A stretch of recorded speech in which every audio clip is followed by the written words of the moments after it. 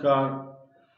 तुला राशि के विषय में बहुत महत्वपूर्ण बात इसलिए करनी है क्योंकि तुला राशि वालों की जो शनि की ढैया वो जो समाप्त हुई है, कुछ लोग ऐसे हैं उनको बहुत राहत महसूस हुई है, ऐसे मेरे पास कमेंट भी आए हैं।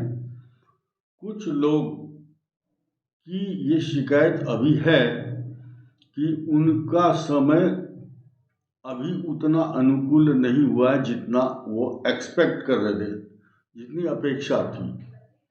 तो उसके विषय में एक दो बातें बड़ी महत्वपूर्ण उनकी जानकारी के लिए देना चाहूँगा जिनके घर में अशांति, तनाव, टेंशन अभी भी चल रहा है, खास तौर से दाम्पत्य जीवन के लिए।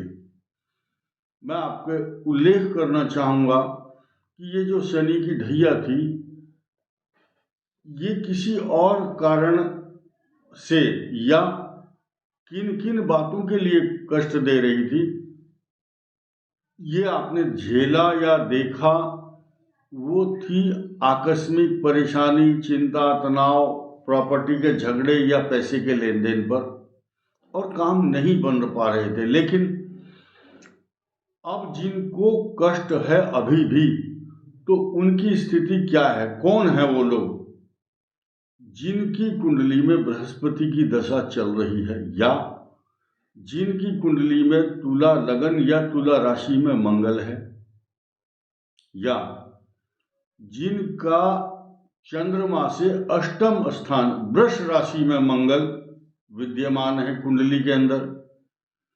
तो ये स्थिति जिनकी है, और इसके अलावा भी जिनका मकर राशि में मंगल होगा, उसकी दृष्टि भी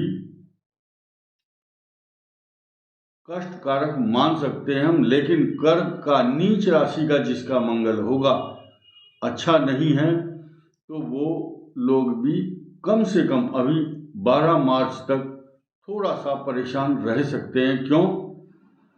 क्योंकि आपके परिवार को, दाम्पत्य जीवन को और कार्यों में कुछ बाधाएं और परेशानी देने वाला जो ग्रह है वो भी चल रहा है। तो ये सिर्फ उनके लिए है, बाकी सभी के लिए प्रेडिक्शन ये नहीं है। और आपके लिए जब ये घटनाएं खत्म हो जाएंगी, लास्ट प्रेडिक्शन मैं बताना चाह रहा हूँ। लोग सोचते हैं कि नहीं आप तो डेट बढ़ा रहे हैं आगे। हम लोग अपनी तरफ से कुछ भी नहीं बोलते, सिर्फ पंचांग में जो ग्रह नक्षत्र दिखाई दे रहे हैं उन्हीं पर चर्चा की जाती है।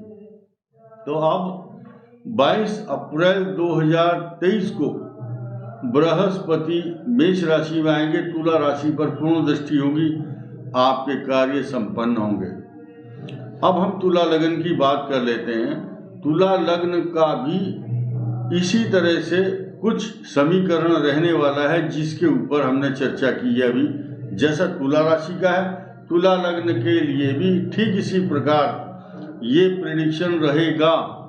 लेकिन इसमें एक सुधार करने की गुंजाइश ये है कि तुला लग्न के जिन जिन जातकों के लग्न में या केंद्र में शुभ ग्रह होंगे, या शनि की महादशा, मंगल की महादशा चल रही होगी, मंगल योग कारक और शनि भी योग कारक माना गया है, लाभदायक ग्रह मानते हैं इसको। लेकिन बृहस्पति तुला लग्न और तुला राशि के लिए कष्ट कारक इसलिए होता है क्योंकि वो तीसरे और छठे स्थान का स्वामी होने के कारण शुभ फल प्रदान नहीं करता। और अगर शुक्र की जो राशि है, ये वृष राशि और तुला, इनमें जब बृहस्पति की दशा चल रही हो तो पाप ग्रह के समान कष्ट देता है बृहस्पति। आमतौर पर ज्योतिषियों की बात लोग ये समझते हैं कि बृहस्पति तो अच्छा ग्रह है, अच्छा लाभ देगा, लेकिन तुला और वृष राशि के लिए शुभ फल प्रदान नहीं करता। यद्यपि लाभ स्थान का स्वामी होता है वृष में, और तुला में तो बिल्कुल भी लाभ नहीं दे सकता। सामान्य रूप से काम करते हैं ग्रह, इसीलिए आपसे सबसे तुला राशि वालों से निवेदन है कि अगर जिनका कुंडली में मंगल ग्रह इन ग्रहों स्थानों में बैठा है जिनका मैंने उल्लेख किया है, तो आपके लिए अभी 12 मार्च तक बहुत सावधानी की आवश्यकता होगी। ठीक इसी प्रकार तुला लग्न वालों के लिए भी यही प्रिडिक्शन लागू होगा। तो इस बात को बताना मैं जरूरी समझ रहा था। तो आप निश्चिंत रहें, केंद्र में आपके बृहस्पति गोचर में 22 अप्रैल को आएंगे। सब अच्छे शुभ काम होंगे और उसकी भूमिका अभी से बननी शुरू हो जाएगी इसी महीने से। तो इसी के साथ मैं अपनी बात समाप्त करता हूँ। नमस्कार, धन्यवाद।